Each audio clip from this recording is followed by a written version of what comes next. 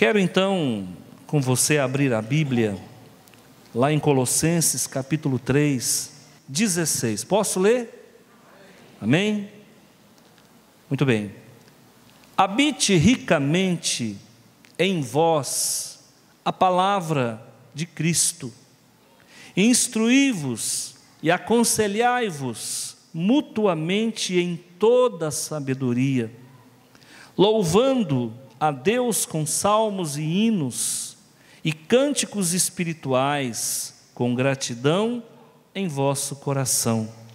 E tudo o que fizerdes, seja em palavra, seja em ação, fazei-o em nome do Senhor Jesus, dando a Ele graças a Deus Pai. Eu vou falar sobre as evidências de uma vida com Deus, tá? Vou falar sobre as evidências de uma vida cristã. Nós expressamos aquilo que somos. Certa feita eu estava de férias na cidade dos parentes da minha esposa e dos meus parentes também. Eu tenho parentes lá no Tocantins também. E numa conversa na beira da praia, dois rapazes que eu não conhecia começaram a conversar e surgiu uma pergunta. E através da resposta eu consegui fazer uma leitura. Qual era a formação acadêmica daqueles rapazes? E eles começaram a falar como agrônomos. Embora eu não seja agrônomo, o ramo da biologia acaba adentrando em alguns aspectos da agronomia. E no que eles começaram a falar, eu disse comigo mesmo: são agrônomos. Aí minha mãe estava do lado e falou: nossa, que sabedoria. A verdade é que eles estavam falando aquilo que sobejava, né, neles. Eles eram detentores do conhecimento técnico relativo a nutrientes do solo, e a resposta que ele deu foi nesse sentido, que faltavam alguns elementos naquele solo por conta disso, e disse quais eram os elementos. Aí na hora eu falei: é agrônomo. Então, gente, a boca fala do que o coração está cheio. Certa feita eu estava num hospital em Goiânia, e no corredor ali o meu cunhado estava no hospital neurológico fazendo uma cirurgia, e eu saí do quarto, adentrei ao corredor. No que eu vou passando, tinha dois homens conversando, tinha uma moça do lado. A moça eu identifiquei logo que era enfermeira, porque ela estava vestida de branco, e os senhores estavam normal, com roupa normal, não é avental de médico. E ali um falava com o outro, né, um fazendo uma piada com o outro ali, e eles usaram um termo técnico, né? Na classificação dos animais a gente ensina sobre os vermes chatos, e um fez a brincadeira com o outro lá. Eu não vou citar aqui porque é uma brincadeira que não vale a pena falar aqui, mas na hora eu identifiquei, eu falei: eles são médicos, pela forma que eles conversaram, com muita propriedade, com muito conhecimento. Eu falei: isso não é coisa de enfermeiro, isso é coisa de médico. E depois eu percebi que realmente eles eram médicos. Agora, a pergunta que eu faço para você: o que te evidencia como cristão? Será que conversando com alguém no dia a dia, dá para ver que você é cristão? E é isso que me preocupa, porque às vezes a gente vê o comentário de algumas pessoas em locais públicos que é diametralmente oposto ao comportamento de um cristão. Eu já encontrei pessoas que supostamente se dizem cristãos que têm a boca pesada. Eu já encontrei pessoas que se dizem cristãos que contam piadas sujas. Eu já encontrei pessoas que se dizem cristãos que falam coisas que um cristão não pode falar. E quando você fala, um outro cristão reconhece que você o é também? Quando você está num local onde ninguém te conhece, como você se comporta e o que sai da sua boca? Eu li um livro, e esse livro, se não me falha a memória, de Bill Hybels, ele diz o seguinte: quem é você quando ninguém está olhando? E a preocupação é: quem é você quando as pessoas estão olhando? Porque quando ninguém está olhando, você pode fazer qualquer coisa errada que ninguém vai ficar sabendo. Mas e quando as pessoas estão te olhando? E olha, eu vou dizer uma coisa para você: cristão é vidraça, viu? Põe isso no seu coração. Quando você sair na rua e souberem que você é cristão, as pessoas vão ficar com um olho desse tamanho em você, para ver como você se comporta. Eu me lembro que a igreja que eu me converti foi uma igreja evangélica presbiteriana, chamada Igreja Presbiteriana Independente. Quem conhece? Sim. E lá na Igreja Presbiteriana Independente, fiquei 12 anos. E eu enfrentei alguns problemas lá. Problemas de igreja. E nesses problemas que eu enfrentei, eu acho que eu não dei uma resposta satisfatória. Eu acho que eu não agi condizentemente com a posição que eu ocupava. Houve épocas lá que eu era ministro de louvor, cantava no coral, era professor de catecúmenos, eu lecionava na escola bíblica dominical, e tinha mais coisas que eu fazia que eu não me lembro agora. Então eu tinha um métier de funções muito grande. Então, teoricamente, eu deveria me expressar de uma forma muito santa, muito comedida, muito pautada na ética, na conduta ilibada. No entanto, quando eu fui testado, eu não fui aprovado. Porque existe um imetro de Deus dentro da igreja. Existe um aferidor dentro da igreja que vai, de certa forma, canonizá-lo ou não, vai aferi-lo ou não. E eu não sei como você tem se comportado. E eu me preocupo com isso, porque vez por outra eu sou notificado, quase que notificado, né?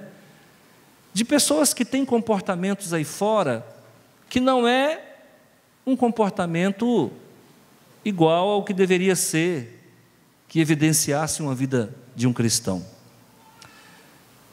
Eu, até 4 horas da tarde, aliás, até 4h40, 4h50, eu não sabia o que eu ia pregar. Eu não sabia. Normalmente a pregação que eu faço no domingo de manhã, eu não faço à noite. Até porque eu acho que é uma falta de respeito com quem veio pela manhã. E a pessoa tem que receber uma palavra nova, uma palavra fresca, uma palavra que desce do céu, uma palavra rema. A palavra rema é aquela palavra inspirada, proferida, proclamada. Então, eu primo por trazer para vocês sempre uma pregação fresca. Eu sei de pastores que pregam as mesmas pregações, a cada 2 anos eles repetem as pregações. E eu nem, por não anotar as pregações, eu não tenho nem como repetir. Eu queria repetir uma, eu posso até repetir o texto, mas eu não consigo repetir a pregação. E aí, irmãos, eu não dei uma resposta satisfatória. Por quê? Porque no momento da aprovação, eu acabei fazendo talvez o que eu não podia ter feito. E aí, conversando com um pastor amigo, na época eu não era pastor, era até novo na fé, ele disse: Antônio, põe uma coisa na sua cabeça, está todo mundo de olho em você. Você executa um trabalho na igreja, você carrega no peito o título de cristão, você carrega nos lábios o nome de Jesus, você carrega sobre você o selo do Espírito, você tem o seu nome escrito no livro da vida, você está unido a Jesus pelo amor do Pai.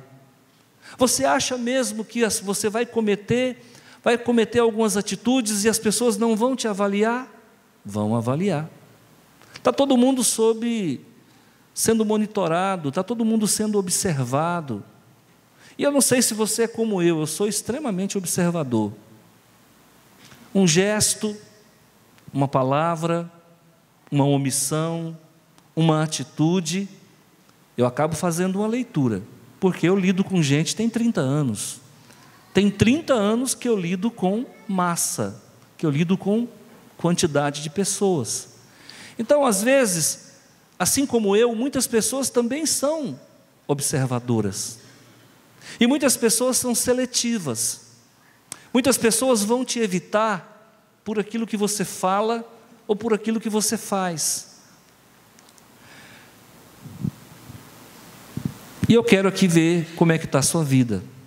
Eu quero fazer nessa noite uma pregação onde você se sinta, digamos assim, evidenciado naquilo que você tem servido a Deus, as suas atitudes, o seu comportamento. Mas antes, vamos falar um pouquinho sobre a carta de Paulo a Colossenses, tá? Colossos era uma cidade que ficava na Turquia. E o pastor dessa igreja era Epáfras. Certa feita, Epáfras foi até Roma para se aconselhar com Paulo. Era um dos pastores, possivelmente formado por Paulo, assim como Timóteo. Epáfras então vai a Roma. Chegando lá, ele visita Paulo, ele se aconselha com Paulo, mas ele era o pastor, o presbítero responsável por essa igreja. Essa igreja, ela estava enfrentando 3 problemas. Primeiro, um problema de intelectualismo. E às vezes eu penso que a nossa igreja também sofre desse problema. Não um intelectualismo que edifica, mas um intelectualismo que traz confusão. Porque havia pessoas dentro dessa igreja que estavam colocando interrogações na divindade de Jesus. E se tem algo que para mim é pernicioso, extremamente contrário à palavra de Deus, herético no mais profundo nível, é quando nós duvidamos da divindade de Jesus. Porque se nós duvidarmos da divindade dele, nós estamos negando o amor de Deus. Porque se Deus não encarnou entre nós, me desculpe, Deus não é amor. Porque quem ama troca de lugar com você, amém? Quem ama troca de lugar com você, amém? Quando o teu pastor vai na madrugada interceder por você, ele está trocando de lugar com você, entrando na brecha a teu favor. Se isso não é amor, o que é? Jesus não só fez isso, ele não só intercede por você, mas ele habitou entre nós, fazendo-se maldição na cruz, para que você pudesse ser abençoado. Jesus desce da eterna glória, das mansões eternais, e habita entre os pecadores. Sai do centro do universo e vem para uma periferia chamada Terra, e aqui ele passa pelo que você passou, sendo humilhado no mais alto e mais profundo nível. Então, quando se nega a divindade de Jesus, irmão, para mim é uma das piores heresias que existem. Infelizmente, no século IV, o mundo cristão de então, conheceu um padre chamado Ário. E esse padre formula uma tese chamada arianismo, no qual ele questiona a divindade de Cristo. E não só questiona a divindade de Cristo, como fundamenta esse questionamento na palavra de Deus. E ele começa a influenciar pessoas, apesar dele ser do baixo clero, ele influencia os padres que estavam ao seu derredor, com essa semente nefasta de que Jesus não é Deus. E o mundo começou a acreditar que Jesus não era Deus. Mas aí se levanta um homem, um outro padre, chamado Atanásio. E o padre Atanásio vai... Deixa eu falar padre aqui, viu gente? Porque tem pregadores que omitem isso e falam presbíteros. Deixa eu falar padre aqui, porque eram padres mesmo, tá? E aí, Atanásio se levanta e começa a defender a deidade de Cristo. E ali nasce um grande confronto teológico, talvez o primeiro confronto teológico. E concomitantemente, nesse período de tempo, ocorre o fim das perseguições da igreja, feita pelo Império Romano, porque naquele período se converte um homem nada mais, nada menos do que o próprio imperador, um homem chamado Constantino, que após a vitória numa batalha, onde ele recebe uma suposta revelação da cruz de Cristo, e uma voz dizia para ele: sobre esse símbolo vencerás. E ele parte para cima de um dos generais que estava sediado em Roma e vence a batalha. No ano de 313 ele assina um documento, um decreto chamado Édito de Milão, e ali ele proíbe a perseguição aos cristãos. Era o fim da perseguição. A igreja agora respiraria, a igreja agora estaria liberta de toda e qualquer perseguição.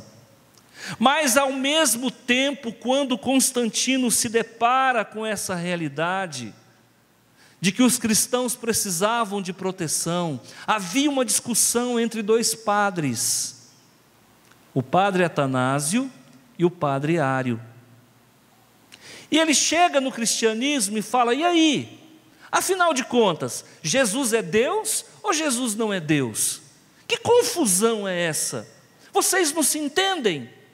Há um grupo que fala que Jesus é Deus, há outro grupo que fala que Jesus não é Deus. Eu preciso saber, porque afinal de contas, a partir de agora eu sou cristão, tá certo? Eu no lugar dele faria a mesma coisa, eu ia colocar ordem na casa. E aí, com o dinheiro do Estado romano, ele conclama todos os bispos e todos os padres para o primeiro concílio ecumênico da história da igreja. Mais ou menos 300 padres e bispos se reúnem às custas do Estado para definir algo que hoje chega até nós de uma forma muito fácil de digerir. Hoje nós entendemos que Jesus é Deus, mas isso custou dinheiro, isso custou discussão, isso custou debate, isso custou muito tempo e muita luta. E ali no concílio de Nicéia, no ano de 325, ocorre esse embate, esse debate teológico, numa cidade chamada Nicéia, na Turquia. E ali desse concílio sai um pacto de fé, dizendo que Jesus é Deus.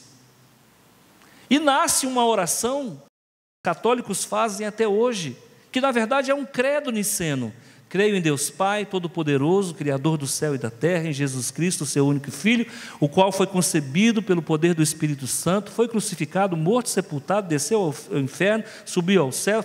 Aquele credo que você conhece. Isso aí não tem nada de errado, não. Isso é um credo niceno. Você pode fazer essa oração, não tem problema. Só a parte que crê na Virgem Maria que você vai pular. Quando chegar na Virgem Maria, você pula. Tá? Isso aí foi uma forçação de barra. Então, irmãos, o que nós vamos entender? Ficou decidido nesse credo que Jesus é Deus. Mas no tempo de Paulo, ainda não tinha nascido essa discussão e essa construção teológica, e havia uma confusão muito grande dentro da igreja de Colossos. E Paulo então começa a falar de Cristo, e a carta aos Colossenses, na verdade, é um tratado cristiano, um tratado da pessoa de Cristo, onde Paulo defende a divindade de Jesus de forma muito clara. Olha só o que diz aqui: Ele nos libertou do império das trevas e nos transportou para o reino do Filho do seu amor, no qual temos a redenção, a remissão de pecado. Olha aqui, versículo 15: Este é a imagem do Deus invisível, o primogênito de toda a criação, pois nele foram criadas todas as coisas, nos céus e sobre a terra, as visíveis e as invisíveis, sejam tronos, sejam soberanias, quer principados, quer potestades, tudo foi criado por meio dele e para ele. Ele é antes de todas as coisas, nele tudo subsiste. Se você não entendeu ainda que Jesus é Deus, Jesus é Deus. Nele tudo subsiste. Ele existe antes da criação. Ele existe antes da formulação do tempo. Jesus é atemporal. Se Ele é atemporal, Ele é eterno. Se Ele é eterno, Ele é Deus. A carta de Paulo aos Colossenses está tratando disso. Então havia 3 problemas nessa igreja. Primeiro, intelectualismo doentio. Segundo, havia legalismo. E esse é outro problema que afeta a igreja de Jesus. Legalista. Igrejas legalistas, não pode isso, não pode aquilo outro. Irmãos, põe uma coisa na cabeça de vocês: a salvação é Cristo. Não é o tanto de roupa que você veste, não é o tamanho da barba que você tem, não é o quanto você sabe. A salvação não está nisso. A salvação está no precioso sangue de Jesus.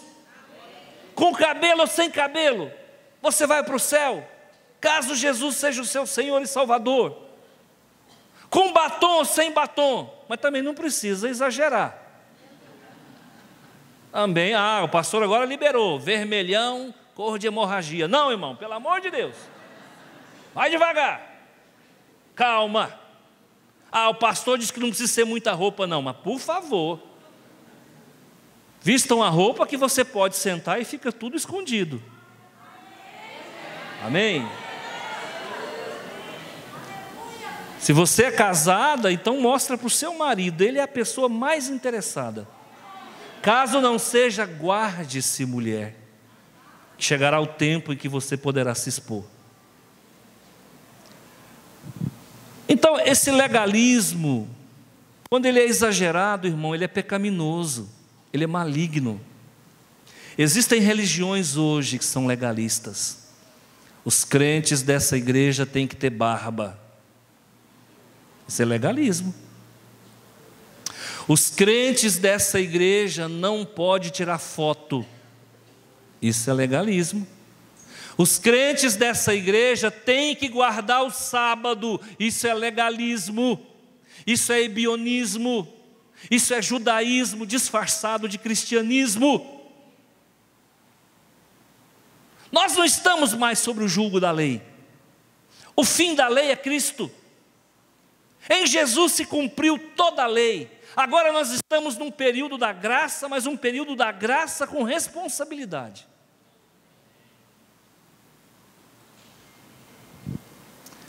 Essa igreja tinha outro problema: misticismo. Era uma igreja mística. Você já viu pessoas que usam um copo d'água? Quem já viu? Oh my Lord. Já viu? Isso é espiritismo, irmão. Aí o locutor fala assim: você que está me ouvindo, pegue um copo d'água, coloque ao lado do rádio, nós vamos fazer uma oração, depois beba água. Se for muito, tome banho com a água que você... Irmão, por favor, fluidificação de água é só no espiritismo. Mas infelizmente a igreja de Colossenses estava vivendo mistificações, eu não sei se como essa. Tem gente trazendo roupa de doente para a igreja. Mas está na Bíblia. Uma vez só. E as pessoas começam a fazer doutrina em cima de uma exceção da regra. Mas a sombra de Pedro curava. Irmão, Deus, Ele é Deus, Ele age da forma como Ele quer, mas isso não virou doutrina. Pastor, eu estou aqui com a foto do meu filho, eu queria mostrar a foto para o Senhor, eu deixo a pessoa mostrar. Aí a irmã tira a foto lá de dentro da Bíblia, fala: bonito o rapaz, pode guardar, já vi que ele é bonito. Pronto, acabou. Porque se o nosso Deus precisar de uma foto para operar milagre na tua família, esse Deus não é Deus. Se o nosso Deus precisar de uma roupa de um doente para levar a cura para o doente, esse Deus é fraco. Agora, nós é que precisamos às vezes disso, nós é que somos fracos. Não, eu tenho fé que se eu pegar essa roupa do meu filho que está doente numa cama e levar para o pastor Antônio, e o pastor Antônio passar o suor dele nessa roupa, o meu filho vai ficar curado. Então o problema não é Deus, o problema é você. Eu vou respeitar a tua fé, irmão, mas dá para subir o nível, dá ou não dá? Pensa agora no teu parente que está doente. Pensa agora que Deus envia um anjo naquele local. Pensa agora que esta oração vai romper barreiras, tanto horizontalmente como verticalmente, e a glória de Deus vai descer naquele hospital, naquele quarto. Você sentiu a presença de Deus aí sem roupa, quer dizer, sem a roupa do doente. Está percebendo, irmãos? Nós é que criamos cadeira de roda para a gente andar. Nós é que criamos os bezerros de ouro para a gente se apegar. Nós é que precisamos fabricar muletas. Não, Jesus não precisa disso. O centurião chega para ele e fala: Senhor, eu estou... Centurião todo mundo sabe o que é. É um soldado que cuida de 100 soldados. Por isso é chamado de centurião, que vem de uma palavra chamada centúria. E aí o centurião chega para Jesus e fala: Senhor, o meu funcionário, o meu servo está doente, mas não precisa ir lá, porque eu sei como funciona o princípio de autoridade. Eu, como soldado, digo para os meus soldados: vai, e ele vai, vem, e ele vem. Basta o Senhor daqui fazer uma oração e o meu funcionário ficará curado. Por que essas igrejas de mídia não ensinam isso? Por que essas igrejas de mídia ficam explorando a dificuldade da fé das pessoas? Por que essas igrejas não ensinam o povo a subir um nível, um degrau? Por que essas igrejas ficam alimentando a fraqueza espiritual das pessoas? Eu digo para você, em nome de Jesus, o nosso Deus, daqui Ele cura o seu filho, daqui Ele cura o seu parente, daqui Ele resolve o teu problema. Isso é palavra de Deus, irmão. O que passar disso é coisa de homens. O pastor Antônio não tem fé. Eu tenho.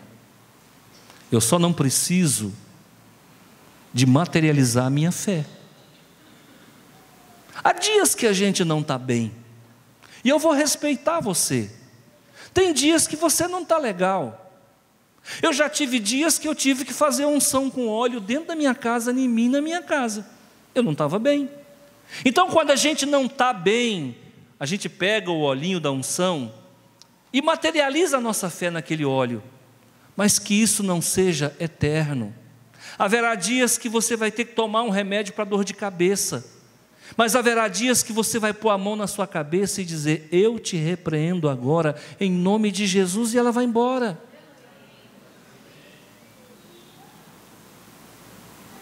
E Deus quebra esses paradigmas da nossa vida, para mostrar para nós que há momentos que a gente precisa de óleo, sim. Lá no final do Velho e Novo Testamento, o Novo Testamento já estava acabando. Aí Tiago fala: olha, está entre vós alguém doente, chame os presbíteros, unja com óleo. Lá no final da Bíblia. Não é uma prática muito comum, mas ninguém vai para o inferno porque faz uso do óleo. Se para você hoje você precisa de óleo, amém, irmão. Mas haverá um dia que você vai conseguir orar pelo doente sem óleo, e Deus vai fazer o milagre do mesmo jeito. Eu estava numa sala de aula lá em Londrina, e eu estava vindo de um sistema religioso, como eu disse para você, muito tradicional, muito apegado, sabe, à grafia. E ali todo endurecido, enrijecido na minha fé. Calvinista não, mais do que Calvino. E ali aquele negócio, não podia falar em línguas, porque era coisa do capeta. Essas mentiras que as pessoas plantam na cabeça do outro para dominar a massa. com medo de perder o controle da igreja. Aí começa a colocar medo na igreja. Se desviar vai para o inferno, não pode falar em língua, é coisa do demônio, se falar em língua tem que interpretar. Essas coisas, essas cercas que as pessoas colocam no Espírito Santo. E eu estava na sala de aula, e estava um amigo meu, que inclusive era presbiteriano, de uma igreja grande demais lá em Londrina, a igreja do reverendo Osni. Se ele estiver me ouvindo, um abraço para o senhor reverendo. 7.000 membros. E ele lá comigo, e ele carregava um vidrinho de óleo no bolso. Ele presbiteriano e eu também. Olha a diferença. Ele crendo que Deus pode fazer milagre através do óleo, e também sem o óleo, mas ele carregava o óleo. E eu estava com dor de cabeça. Naquela manhã eu estava com muita dor de cabeça. E eu falei, estávamos 3 ou 4 sentados ali no intervalo, o professor tinha saído. E eu falei, nossa, eu estou com uma dor de cabeça, cara. E eu não sei porquê. Ele enfiou a mão no bolso, tirou um vidrinho de óleo. Ele falou assim, posso orar com você? Eu falei, pode. Ele abriu o vidrinho de óleo, molhou o dedo, colocou o dedo na minha testa e disse, em nome de Jesus, eu repreendo essa enfermidade agora.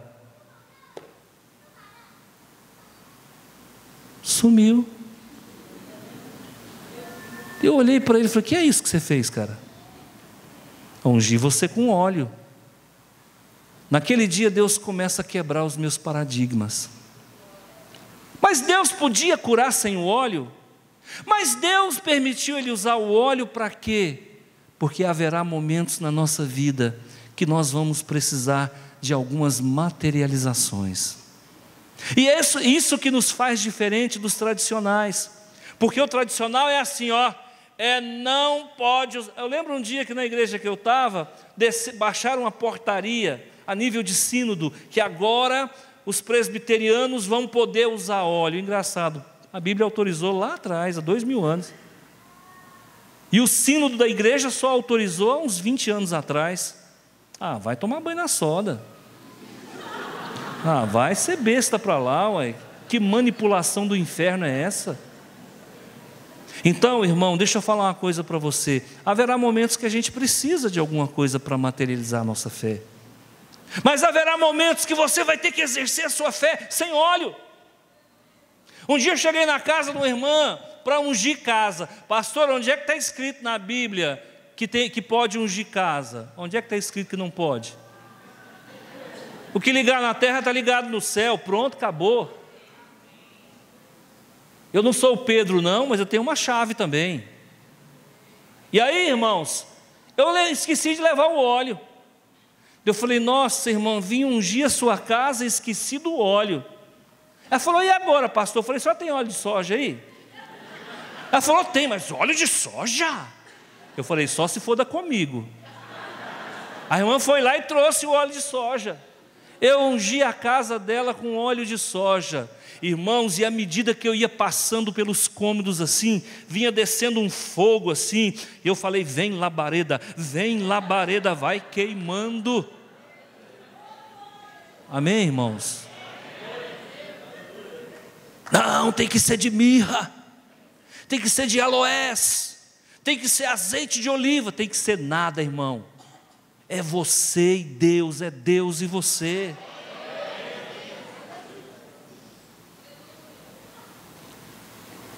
Jesus usou cuspe, não tinha óleo. Ele achou que estava pouco, ele fez um chocolate com terra. E meteu barro dentro do olho. Irmão, se eu fizer um negócio, você me processa. Se eu fizer um chocolate de terra com saliva e colocar no olho de um cego, aí o que esse homem está fazendo? Jesus usou saliva e terra porque não tinha óleo.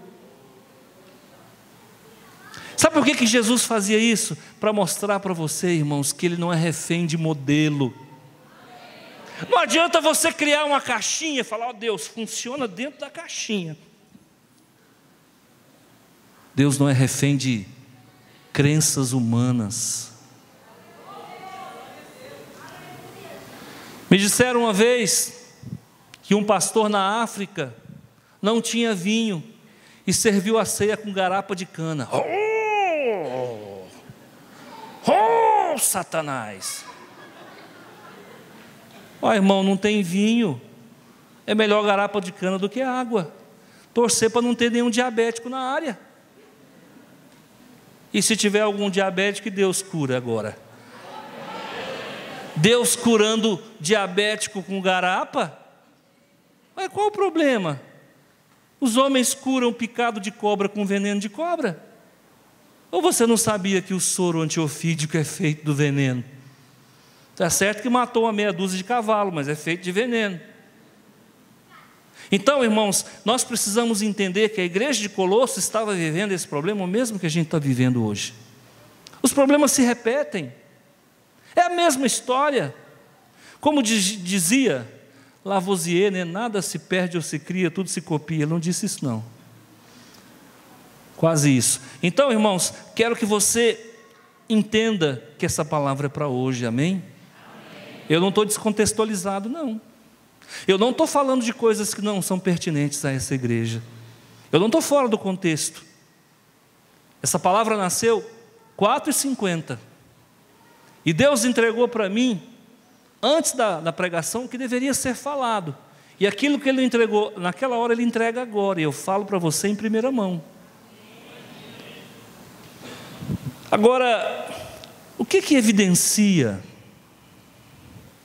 a vida cristã? Que esse é o foco da nossa pregação. Isso aqui foi só um tira-gosto. O que evidencia? No versículo 16: habite ricamente em vós a palavra de Cristo. Guardei no coração a tua palavra, para não pecar contra ti. Quem tem a palavra de Jesus guardada no coração? A palavra dele precisa ocupar o espaço da tua mente. A palavra de Jesus precisa ocupar as tuas emoções.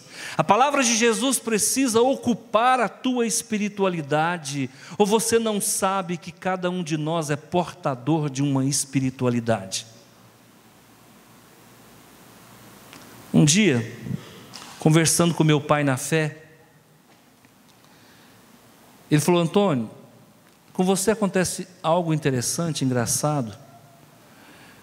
A gente chega perto de você, sente vontade de chorar. Mas eu entendi o que ele estava falando. Porque há uma unção de quebrantamento no ministério que Deus me deu. Eu me lembro quando eu estava ainda na outra igreja, uma certa manhã, escola bíblica dominical, eu era superintendente da escola bíblica dominical. Uma irmã veio conversar comigo. Quando ela chegou perto de mim, ela começou a chorar. Ela falou: não sei por que eu estou chorando. Eu falei: eu sei, porque o que está sobrando em mim está alcançando você. Aí você fala isso, você tem que tomar cuidado, porque a pessoa pode achar que você é soberbo, mas vai muito da motivação que o levou a falar. Nem sempre o que você fala é soberbo, quando a motivação é Cristo. Então, tem que habitar dentro de nós a palavra de Deus. A palavra de Deus, ela tem que morar dentro de mim e de você, porque ela é luz para os nossos caminhos. A palavra de Deus tem que habitar dentro de nós, porque ela nos purifica. Lá em João capítulo 15, Jesus disse: olha, vocês não precisam se purificar, porque a palavra que eu vos tenho dado já tem purificado vocês. Então a palavra de Deus, ela precisa entrar em você como está entrando nessa noite agora. E ela vai fazer um trabalho, porque ela não volta vazia. Ela vai executar um trabalho dentro de você. Ela vai transformar você. Pastor, mas eu estou aqui e não sofro transformação nenhuma. Eu não consigo deixar de ser lagarta para ser borboleta. Haverá momentos que Deus quer que a gente voe. Haverá momentos que Deus vai te levar para uma crisálida, para uma pupa. Haverá momentos que Deus vai te trazer recluso. Por isso que Ele está dizendo que a palavra de Deus tem que habitar em nós, porque nós precisamos habitar no esconderijo do Altíssimo, e a senha para entrar no esconderijo do Altíssimo é a palavra de Deus. Aqui diz assim: instruí-vos, meu povo perece porque falta conhecimento. O que tem de igreja que não instrui? E eu falava para minha esposa, e aí eu vou falar para vocês com muito cuidado, tá? Por favor. Eu falava para minha esposa, eu falava para ela assim: Preta, mas tem tanto pastor despreparado, mas tem tanto pastor não ensinando nada, mas tem tanto pastor que deveria estar sentado para ouvir, está pregando, porque não instrui o povo, não orienta o povo, não mostra para o povo o que é gato e o que é lebre, não sabe diferenciar uma nota de 10 e uma nota de 100. O que tem de pastor, irmãos, que está se enganando e enganando os seus fiéis, é cego guiando cego, não acrescenta nada na vida das pessoas. A pregação é uma repetição a vida inteira, fica aquele disco furado. Depois de 6 meses que você está lá, não muda nada, é a mesma coisa. E Jesus fala: tem que instruir, e o saber não tem fim, é uma rosca sem fim. Nós temos que conhecer a Deus e permanecer conhecendo a Deus, porque Deus a gente conhece aqui, conhece ali, conhece lá. O nosso Deus, Ele nos ensina todo o tempo todo. Instruí-vos, aconselhai-vos. Tinha uma música do mundo que falava: conselhos não de padre. Quem lembra dessa música? Pois é, eu não esqueço não. O nome da música é Capa de Revista. Ah, lembrei. Pois é, música do mundo. Retende o que é bom. Lá diz assim: olha, essa mulher me largou porque ouviu conselhos não de padre. Quem não tem vida de oração, não para ouvir. Quem não tem vida com Deus, não pare para ouvir. Quem fala mal de líder, não para ouvir. Eu vivi atendendo uma família muitos anos atrás aqui na igreja. Era problema em cima de problema. Quando foi um dia, eu visitei eles, comecei a conversar. Pastorear não é fácil não, viu? Quando você começa a colocar o pingo no i, a pessoa pula dessa altura, porque todo mundo é muito cheio de si mesmo. Muita gente sabe muito, e aí quando você começa a pontuar, e aí começa a dar problema. Enquanto o pastor é só tapinha nas costas, beleza, mas quando ele senta para falar olho no olho, aí dá problema. E eu falei: irmãos, vocês têm vivido muitos problemas, não é? É. Irmãos, tal dia aconteceu tal coisa, tal dia aconteceu tal coisa, e você percebe que de 2, 3 anos para cá as coisas não vão bem. É mesmo. Eu falei: sabe por quê, irmãos? Porque vocês têm permitido pessoas falarem mal de mim dentro da casa de vocês.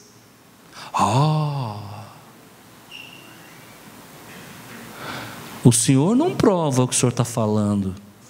Eu levantei, olhei dentro do olho dele e disse: eu provo. Você quer que eu dou o endereço agora? Senta, pastor, calma. Tem que instruir, tem que ensinar. Outra vez alguém chega para mim e fala: pastor, minha vida financeira está arrebentada. Eu falei: irmão, vai ficar pior. Você vai quebrar, acabar com tudo que você tem. Por que o senhor fala isso? Porque você não é fiel a Deus nos dízimos, nas ofertas, e o devorador está dentro das suas finanças. Você está entendendo? Nós precisamos instruir, e às vezes falar o que ninguém quer ouvir. Uma igreja se faz na verdade, não se faz na mentira. Fale a verdade, doa quem doer. Quando eu trabalhava na rede municipal, Fui superintendente de uma autarquia. E aí, naquela época, não tinha computador como tem hoje. Era muito difícil. E eu ia todas as noites para lá, para digitar. Não era para roubar.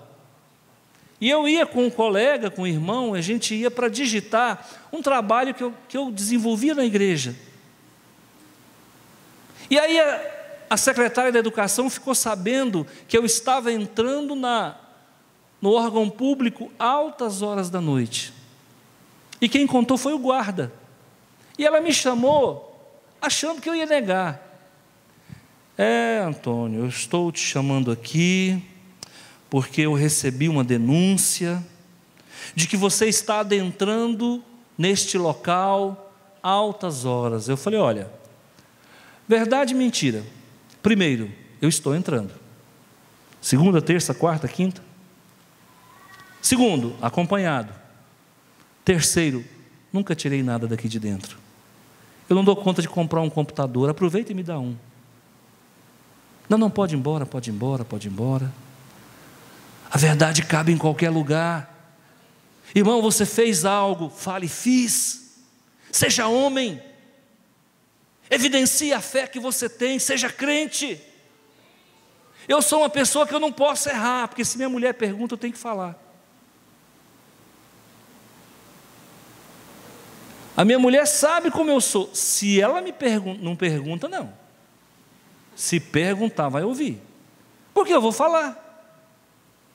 Certa feita, eu estava, há algum tempo atrás, em 2001, tive que procurar um psicólogo. Eu tive a impressão que eu estava ficando doido. E para mim, só quem ia em psicólogo era doido. Eu tinha essa formação. E aí eu ia para o psicólogo escondido. Eu escondia atrás de uma árvore, esperava não ter ninguém na rua, era em frente ao hospital evangélico, pronto-socorro. Quando eu via que não tinha ninguém, eu atravessava a rua. Chegava, encostava no muro da psicóloga, não tinha ninguém, eu entrava dentro do consultório da doutora. E fiquei 2 meses lá, uma sessão por semana, fazendo terapia. E realmente ela me ajudou, eu não estava bem. A primeira sessão eu chorei 50 minutos, sem parar. 50 minutos. Quando deu 50 minutos, ela falou, pode ir embora. E eu saí com a cara inchada. A segunda sessão, na outra semana, eu chorei uns 30 minutos. E eu fiquei ali 2 meses, até que Deus limpou a minha alma. E aí, um dia eu falei para ela assim, doutora, eu não minto. Ela falou, todo mundo mente. Eu falei, doutora, eu não minto. Mas nem uma mentirinha. Eu falei, doutora, se eu minto, eu não sei, mas eu não minto. Irmão, fale a verdade. A vida do crente é sim, sim, não, não. Então, nós temos que nos aconselhar. Isso aqui é um gabinete pastoral, amém? Você está fazendo um gabinete pastoral comigo sem me procurar durante a semana. Isso é aconselhamento. Isso é instrução. Isso é sabedoria. Viva na verdade, a palavra de Cristo é a verdade. O que evidencia um cristão? Um homem que anda com Deus. É isso. É um homem que vive na verdade. É um homem que se aconselha. É um homem que se instrui. É um homem que é portador de sabedoria. É um homem que é portador da unção de Deus, de uma espiritualidade contagiante. Isso é o que é ser cristão de verdade. E ele diz, louvando a Deus com salmos. Você já viu alguém deprimido cantar? Quando a gente canta é porque a gente está feliz. E se você não estiver feliz e começar a cantar, a felicidade vem ao teu encontro. Louve ao Senhor.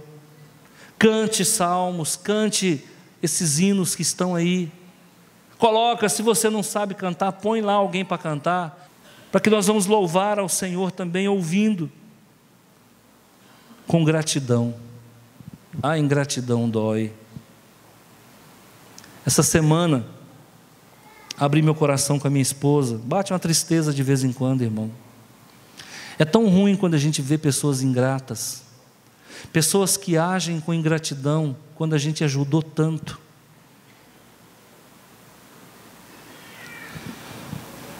Um dia um pastor usou uma expressão, uma história, que eu vou falar o que ele falou, tá? Ele falou assim: pastor Antônio, você já viu uma vaca atolada? Eu falei: não.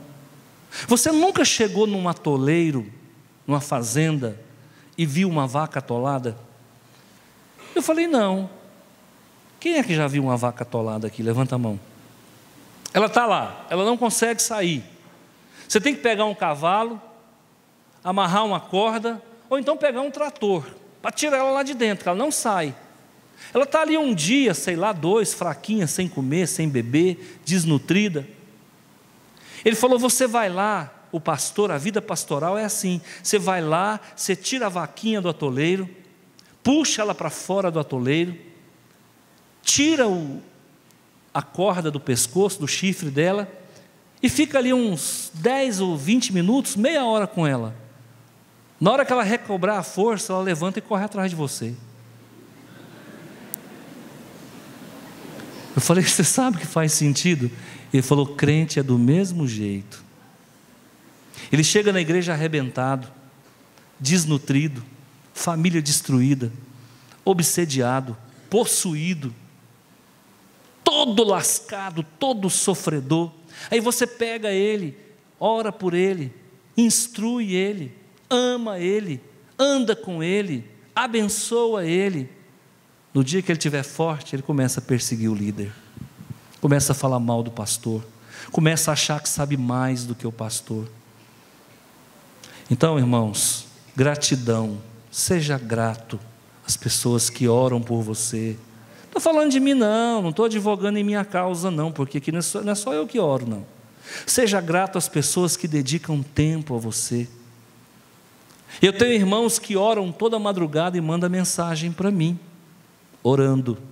Eu sei que estava orando por mim também, e eu sou grato.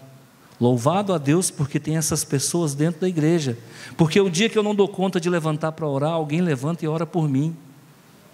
Então seja grato ao seu pai na fé, seja grato à pessoa que pregou o evangelho para você a primeira vez, seja grato à pessoa que te batizou em água, seja grato à pessoa que ora por você, seja grato à pessoa que prega a palavra de Deus para você, seja grato à pessoa que no momento mais difícil da tua vida vai pegar na sua mão. Gratidão evidencia vida com Deus. É muito comum a gente encontrar na igreja pessoas que por um motivo ou por outro vai entristecendo, entristece com a liderança, entristece com os diáconos, entristece com a palavra, entristece com o pastor e sai da igreja. O problema não é a igreja, o problema é você. O problema não é a igreja. Por favor. Como é que você aquece a sua vida? Oração. Pastor, eu estou frio na fé. Vai para a oração, amigo. Você não ora, amigo. Vai para a oração. Quando eu estou mal, eu paro de orar em casa e vou para o monte. Aí lá você fica 2 horas no meio do escuro, entre os grilos, as onças e as serpentes. A última oração que a gente foi no monte, você foi, irmã? E tinha um bicho piando lá. Eu confesso para vocês que eu fiquei com medo, mas eu não falo que fiquei. Eu não falo. Eu estou ali com... Sabe aquele negócio no escuro assim, você fala? Aí o bicho dava um piado. E um gaiato vai e fala assim: cobra pia desse jeito. Aí o que o cara faz? Eu estou lá me tremendo todo, o gaiato fala: rapaz, cobra pia desse jeito. Vontade que eu tive de agarrar no pescoço dele. Unção do enforcamento. Deixa eu falar uma coisa para você. Vai lá, fica 2 horas no escuro, de meter dedo no olho, e volta para a sua casa. O corpo está acabado, mas o teu espírito está elevado. Não é no shopping que você vai ganhar unção. Não é na frente de um programa de televisão. Não é tomando uma taça de sorvete, diga-se de passagem, que eu gosto muito, mas eu não posso, porque eu sou diabético, minha mulher não deixa. Mas eu gosto. Eu fui na casa do irmão, para finalizar, eu fui na casa do irmão essa semana, e o irmão fez sorvete com mamão papaya. Eu nunca tinha tomado, mas ele trouxe uma taça caprichada. E quando a minha mulher deu bobeira, eu vap. Ela falou: amor, o que é isso? Eu falei: mamão papaya.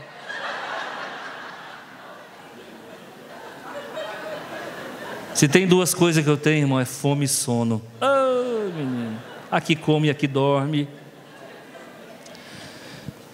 Olha, agradeça a Deus, tá? Pelas pessoas que pegam na sua mão, tá bom?